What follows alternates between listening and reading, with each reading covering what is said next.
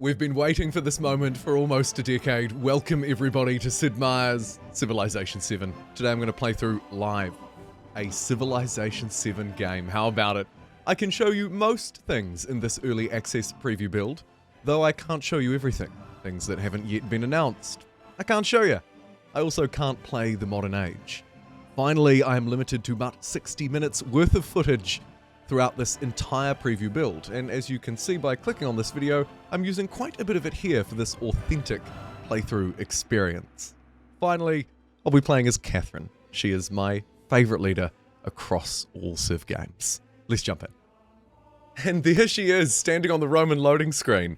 That is wonderful to see. Let's jump in. We have a few different screens here to tell us about what Civilization 7 does. History is of course built in ages, 3 ages. And layers.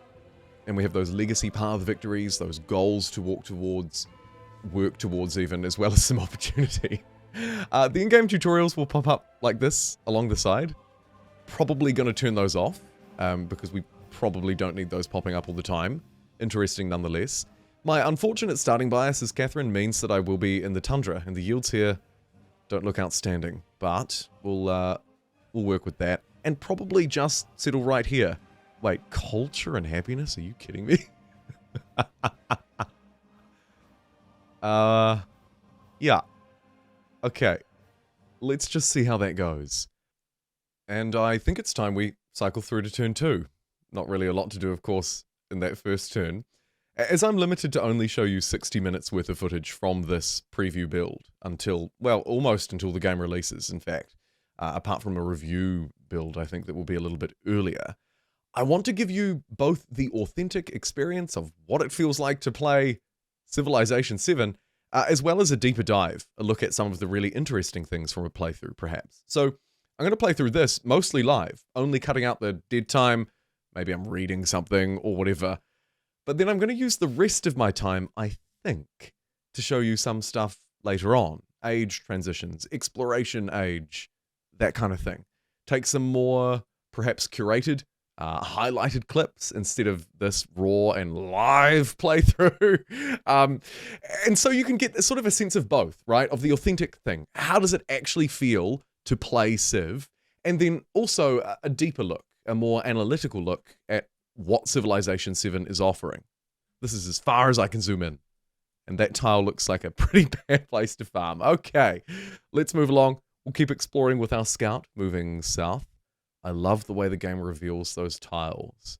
And the map, by the way, I have to say, does look exceptional. I complained for years that Civilization 6 looked too cartoony. I like the realism of Civ 5. And while this doesn't quite get back to those Civ 5 roots, it does a pretty nice job. Like looking down at these tiles here, I can't really complain too much. That is pretty sweet. That is pretty sweet. Okay, back up here to Roma. Do we have any buildings yet? None whatsoever. I should probably pay attention also to... pottery is okay. Maybe animal husbandry might have been a better bet for the early slinger, but you can't go wrong with science. In terms of civics, I think we only have one option early. Yeah, but they will open up. And of course, we'll receive our unique ones as well. But turn 7, and it's time to grow our city yet again. This is, of course, happening from our excess food. And we can expand out to a tile or add specialists. Now, I can't add a specialist to this farming tile, so there's no point, right? But you can see that, of course, in Civ 7, there are no builders. So over on the left-hand side here, the game is automatically adding an improvement. Do I want a farm? Do I want a clay pit? Do I want a woodcutter, maybe? A little bit of production down the line wouldn't hurt. We've already got a farm here for a bit of food. Let's try a woodcutter and see what that does as well. Haha! What I do know is this is a goodie hut. This is Civilization 7's goodie huts. We've also, by the looks, met a player. Okay.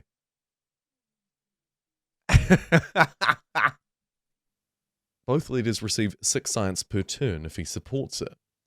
If it's accepted, I'll receive more science, he'll receive less. You know what? Let's do it. I support your research collaboration. Great. Okay, an early research deal for 15 turns. Not bad. Not bad at all. let's use that and have a quick look at the technology tree. Of course, these are also limited to the ages.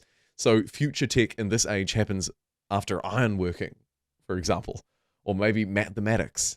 I don't know. For us, we are coastal, but we're coastal northbound. We don't really know if that hooks up to any oceans, though it probably does.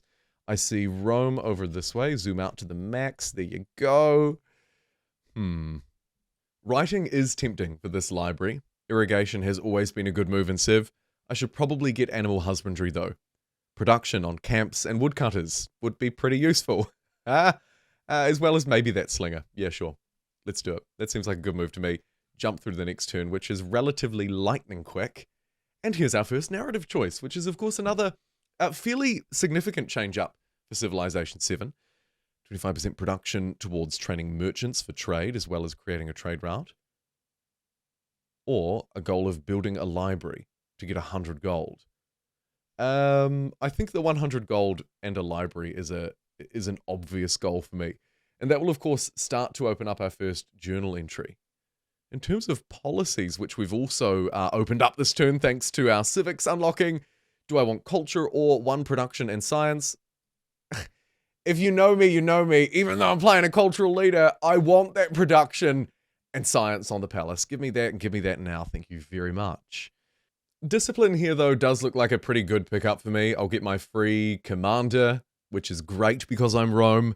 My scout will get a little bit of extra movement and sight. Yes, give me that, for I am a cultural king. And finally, we have a choice of government. This will affect, of course, what happens when my extra happiness up here on the top left overflows. What benefit do I get? I don't know. I'm going to go oligarchy. Let's be the Catherine the Great oligarchy. Who would have guessed that, huh? Not me. We should also get this goody hut, which also leans into these events. 45 science, about 3 turns worth, or 75 happiness toward the next celebration. I can click on this to get what is just some sort of gargantuan breakdown of my yields. Love that. Is that the same for all of them? Yes, it is. Okay. Oh, hello. Speaking of where did you come from, where did you go, barbarians, it looks like we've found them. Now, when I played the game back in August, the first time I played it with Firaxis in that brief press preview, this was really powerful. I don't know if they've changed and rebalanced. I'm sure they probably have changed a lot of stuff since then. But if I can befriend these guys, fairly expensive, and maybe levy their units, I can just kind of cheat my way into a free army, which is obviously what I'm going to do because that sounds great. Here, now, we can reach out and expand a little bit further. Camps, production, hides up here. Finally, a resource to grab. And a little bit of an extra view at the edge of the world here, too. Interesting. I hope we have a way out through the ocean. Not so important, of course, in this age, but maybe in future.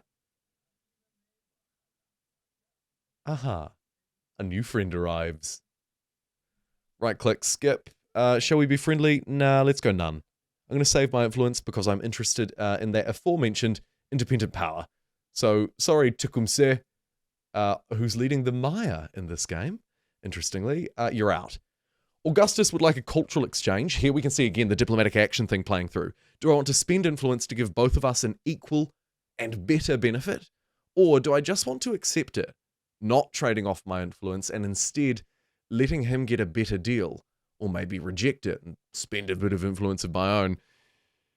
That's tricky, and actually makes influence feel very powerful.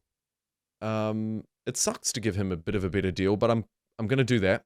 I'm going to save my influence and give him that deal. Okay, time for me to choose a production. First settler, just pump them out and send them far and wide is probably the best move. Little risky without a military, though. It's only 2 turns to get a warrior. Okay, fine. I'll get a warrior. Standard speed, 2 turns. That's not bad. In fact, probably, by the time I finish this ramble, we will have almost passed through those 2 turns, and you'll be like, oh, wow, he was right. Actually, that was fairly quick to get that warrior online, wasn't it? Now he can go down and bully that independent power. Yes, he can. Casting our mind to the tech tree now. Of course, we also have these mastery options, which is researching the same research option twice. I could master writing, and that would give me more science from my scientific buildings. A codex towards those legacy paths, which we should absolutely look at. I'm going to grab sailing because that sort of seems like the easier option. Speaking of look at, I should quickly take a look at this stuff, which may or may not interest you. That's a nice background. Player unlocks. Holy moly. Hello. Complete one of the requirements to unlock civilizations to play in the upcoming ages. I can play as Augustus if I improve 3 camels. Chola, 3 settlements with city centers on the coast.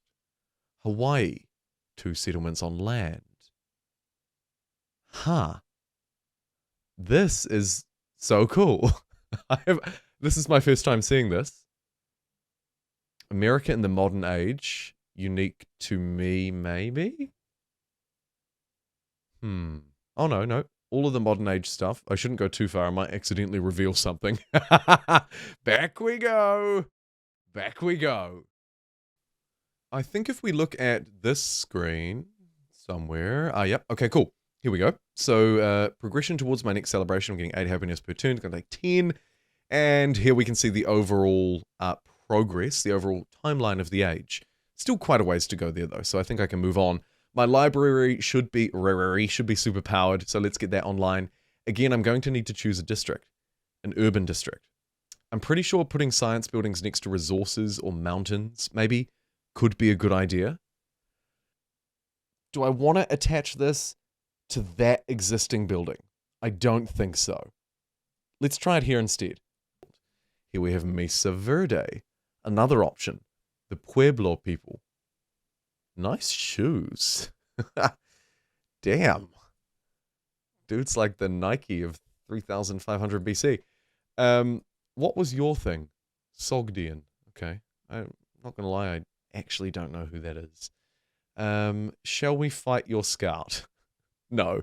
I think I'll use this warrior to explore nearby. I also, of course, need to settle somewhere, hopefully fairly soon. Here's my first commander online as well, which should probably pick up that warrior. And then the two of them can move around together. If we can level it up, we can hoover it up. Promotion tree. Absolutely ginormous. Maybe you're the better friend here, actually. Maybe you are. Oh, I mean, these guys have a river as well. It's navigable, maybe. It's got resources on it, potentially. It's not actually navigable, is it? It stops being navigable there. It sort of shrinks down a bit, which is quite cool. Unfortunately, after just slightly moving this unit off camera, I've found that I'm right at the edge of the world. Okay. I mean, we're in a hostile relationship with these guys. Maybe we should try a little bit of combat here. Seems like a good idea. They've also reached the end of the world, and here's my warrior right next door. Let's bring the commander around. Let's fight this dude up here. I think if I select my commander, we can use, yes we can, coordinated attack. Orders all units, they have +2 combat strength when they follow this order to attack. Let's try it out. Okay. Little bit of experience and 64 damage. Now, of course, this fight will just go and go and go until I end the turn. Another fairly important change for the way that Civilization 7 looks and feels. He seems to have just shrugged it off, though, so let's go at him one more time. That should do him. Yep. Okay. See you later, buddy. The warrior moved, but the commander did not. Of course, they're not packed up together, so that's fine. And we gained about a half a level. Moving through to turn 28 here, it's just dawned on me as I look up at this Civic and look at my my enemy that I'm playing as Rome, but Augustus is in the game. That will be a little bit of an adjustment. I was slightly confused just for a brief moment, but I'm okay now. I've got both my military units on the right. I probably don't want to settle over there, though. I might want to try and grab a bit of land, maybe slightly further south out of the tundra, but still grabbing these tundra tiles with the city, and then send another one out this way, and try and complete sort of a northern coast, as well as a slight southern expansion. Get your booty down there and settle on that food tile, baby. It's across a navigable... Oh my goodness. Unfortunate timing. Thankfully, the damage from that flood appears to be light. And I mean, I joke about it being unfortunate timing, but it's actually probably great timing because it will improve the yields here. Hey, we love the council day has been unlocked. 20% food or 30% towards buildings. Ooh. I didn't actually realize that that was a trade-off. I had to choose one bonus. Oh dear. You know what? We're building settlers. We're going for growth. I don't care so much about the buildings. Give me the extra food. I've also got an extra slot. I think I'll take the +2 culture. Because culture, as Catherine, is good. Gypsum, +2 production on the capital. +4 in any other city. Huh. Here's a volcano erupting. Looking awesome. And also a dude being carried around. An army commander of Tecumseh. Who absolutely hates me. Dude. For no reason, seemingly. No reason. Okay, fine. Okay, turn 31. Settling here actually won't quite grab me these elephants. Whereas if I move to this tile, which the game is recommending for all of the mentioned reasons here, it will. And that's probably going to be better for me, right? Because that is a unique resource that I don't have up here. These cities are going to share the jade and the dyes that are available. We already have access to hides, which probably don't matter too much. I think this is the spot. So let's pass through the turn and get this little settler to turn into a settlement, of course, not a city. Might be a mistake that I'll make again and again and again, potentially. So this is a town at the moment. Its focus is growth. We can't change its focus yet, but we could as it moves along a little bit. We can get some stuff here, though, using our gold. We can use gold to increase the yields of this town and ultimately, of course, feed our city. You can see a road has been built as well with a sort of a jump bridge. Just gotta really get a running jump there. Food, production. Let's get a granary. And thinking about the future, I'm going to place it down there. Neat. All right, so Ravenna is online. Another growth. Jeez. Okay. He wasn't prepared for that, but he is prepared for dinner. Let's grab maybe that tile. Oh no, it's the horse's tile. I wonder how that plays out. Another settler is online, and they shall bravely go where literally no man has gone before. They're going to wander over this way and hopefully find a really nice area with some wonderful resources. Maybe like Marvel, if I wanted to build some wonders. Maybe. The warrior can keep heading downstream. We'll head broadly, I think, toward our enemy with these two units. Join them together. We've got our mate over here who's doing reasonably well. Another 6 turns on them. Augustus has seemingly seen that I've built up just enough influence to accept this and offered me a deal here. I was going to skip through a few turns, but I wanted to show this. It's kind of interesting. Accept it. He gets the food. I get nothing. If I pay 60 influence, I'll get +3 food. That might actually be a pretty decent trade-off. I have 1 town. I'm about to have 2 towns. So that will be +6 food on both of those towns as the settler wanders off to be sort of a brave explorer. Speaking of brave explorers, why is my scout all the way down here? It's time to head home, buddy. I mean, I'm glad you found chicken pizza, but it is time to head home. Probably a little while ago. No! Skipping ahead just a couple of turns, but a live reaction here is my scout. My poor thing is just being bullied. These dudes just won't let up. Far out. Let me add this warrior to this army to reduce my micro. Now we should have both units inside of this. Yeah, there we go. Now we're talking. Look out, buddy. I'm coming for you. My settler up here has also found a new resource, which is nice. Production on the capital. Medium snow. We're still in the sort of tundra tiles. We probably don't want the actual snow ones, though, so I can move a little bit further south up here, I think. I see a navigable river. I see some water. I see not the best yields ever, but some okay ones. Settler cannot build over resource. It's wet. It's a river. There is iron there, though.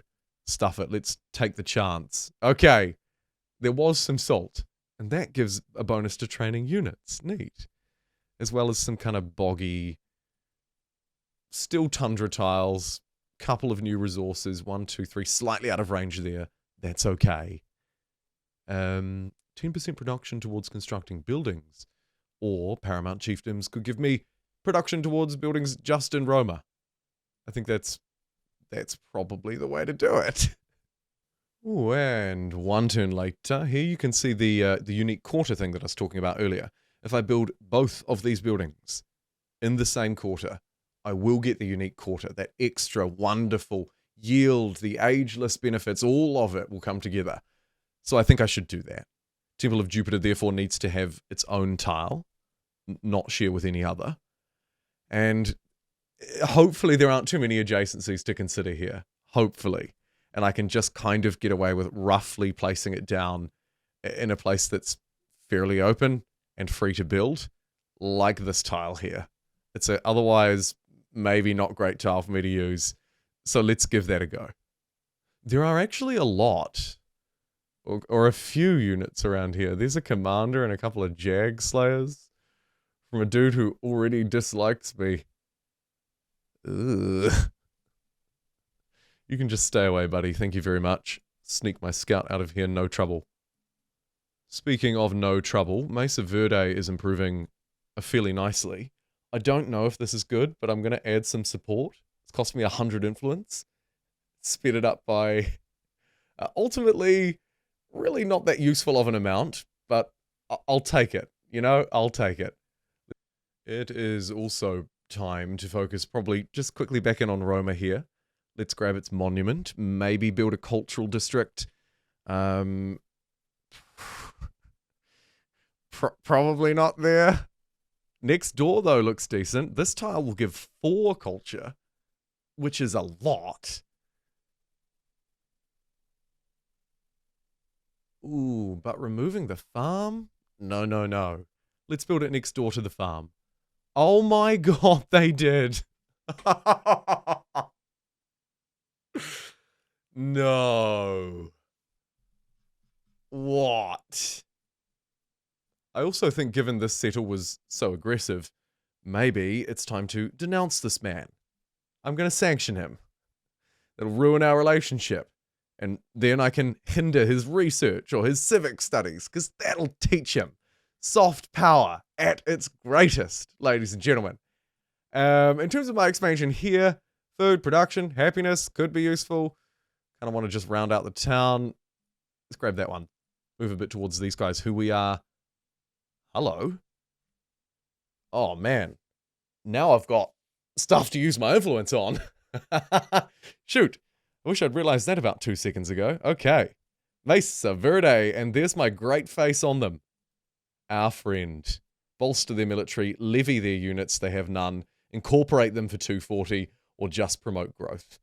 Neat. Choose a city-state bonus. Ooh. So a codex towards those legacy paths for science allows the construction of their unique improvement. Plus 2. Oh, yeah, surely.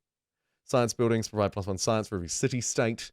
Receive a free technology when you become suzerain for any city-state or production towards science buildings. Interesting. I'll take the unique improvement, I think, because that's fun and hard to get otherwise. A little bit of science or production on my library. Yeah, I'll take the production. That'll add up over time. Another event that can get me a codex or influence. I'll take the influence. That'll allow me to make up for what I was just complaining about. I can levy a unit. Brilliant. This is what I was also talking about earlier. Oh, I'm so glad we've come full circle. Here you can see I can grab anything for that 60 influence. I think I'll take a slinger. I don't have a ranged unit yet. Thanks very much. Maybe I'll be back a bit later on. Thank you very much indeed. A town can also specialize, another important part of the game. I guess we need to consider what the town does. So it has hides, it has horses, a navigable river, and actually not really a tundra city. So could be a farming town. Could be. The options provide really any of the core yields. And it seems like a bit of a strange pick, but I might take the +2 happiness to each resource. Oh, that is a bit odd. 1 science, hard to get with the quarters, but could be reasonable. Probably just the generic farms. Yeah, farming town, fine. Fine. We'll use it for growth. I think it's probably finally time that I should look at my age progress. We're at turn 45, so we're just about at that sort of turn 50 mark. Let's bring our slinger that we were gifted from Mesa Verde up through this absolute nightmare, building up toward more influence to get another one out of them. And so at turn 45, close to turn 50, I'm about a quarter of the way through the age, right? Just about. And of course, these are the legacy paths. We've talked so often about these and what they do. And things are really starting to heat up on turn 46. We have a trade route, 1 available, with my worst enemy who's built right next door and is going to trade me my own resources. So I have to march my merchant to the settlement to establish the trade route, I think. We're about to find out because he can run a heck of a long way. Fortifications complete. Good to see. I don't really want to establish a full-on trade route with them, but until we declare war with them, we might as well, I suppose. Hoover up the benefits from those resources, continue to grow out our towns, do all the good stuff. Oh, and at the start of what I think is turn 49, there's our first actual flood event. Looks a lot like the event previews from Civilization 6, and it's completely destroyed Pompeii. Poor Pompeii. Oh, production toward buildings this time. Let's do that. And we've unlocked an extra policy slot, which is great because I can grab one of these ones which are good. Gold for settlements could be useful to buy a city. 6 per turn. 1 of each of those yields or 2 culture on the palace. Interesting. I think I'll grab the tool making again. Why not? Ooh. Archers, legions, or money. I'll take the money because the money will let me get a second city online. Let's convert this to a city for now 350 gold. Let's do it. May as well. It hasn't increased our settlement cap because a settlement is a settlement regardless of what it looks like. And that means that now I've got an extra city online, extra production queue, of course, all of the good stuff ready to roll down here. And as we just cross over turn 50, I see my influence has built up to the point where I could use almost any action except incorporate. Grab another free unit, bolster their military, promote their growth. I think I just grab another unit. This time I'll take a warrior. Thank you very much for fueling my future conflict. Much appreciated. This guy is insatiable and must die. Quite a lot of units being built there too. It's got to be said. The AI seems to be, fairly rapidly outpacing me in terms of my unit builds. I'm having to rely on scamming free units out of the AI over here. I've got a lot more influence though, so let's do it yet again. Second turn in a row. Time for a slinger. Thank you very much. And if I quickly move through these decisions, I think that citizenship is good from what I was looking at earlier. My my dudes are like, you've got a defenseless settlement. And also probably quickly assign what is our first leader attribute point. My goodness. My goodness. I mean, the level of customization here, it's got to be said.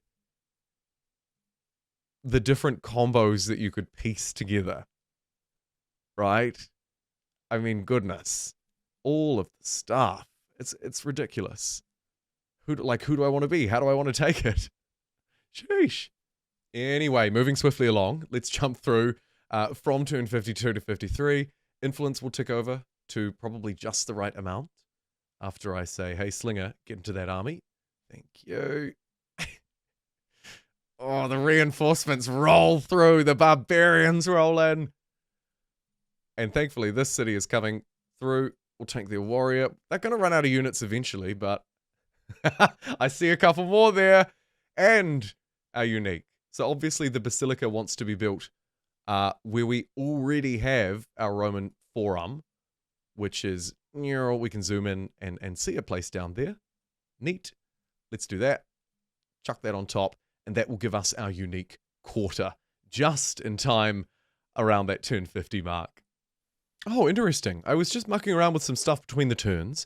I built a library here to take advantage of being next to resources, but I built it over a district I'd already built, and the game basically gave me it back. It was like, oh, you had an urban district there, but now you've built an urban one. Here's a free urban one. A free rural one, I should say. So I'll grab a farm. Thank you, Ravina. You're great. Whole load of units thanks to that great city-state as well. Just look at them all march across here. Oh, this one's taken a few hits. I was going to say I might need to hide in here behind the walls, though it occurs to me there are none. Let's see what happens. This warrior was just punching me and punching me and punching me, but he's got bored. And he's run off now. Okay. Good. And I think, my friends, now at turn 57, now's a good time to end. As I mentioned earlier, I can only show you 60 minutes worth of preview footage. I polled you a bit, I quizzed you a bit in my last video. It was quite a mixed response. Some of you wanted this authentic look at gameplay. How does it actually look and feel to play Civ 7? Others wanted more of a edited look, a really sort of a cut down highlights view. I'm going to try and do both within my 60-minute gameplay limit. Of course, the limit on talking is infinite. I just can't show you extra gameplay. So, thank you very much for joining me. Let me know, do you want a continuation of this for my extra 30? Or would you like me to do what I'm planning to do? To jump into the editing room, to play through this playthrough as far as I can, maybe some others, and really break some stuff down. I'm happy to play it either way. Whichever way you'd like to see, I'm happy to do, because Civilization 7 is here, and so far, so good. Thank you for joining me. I'll see you next time.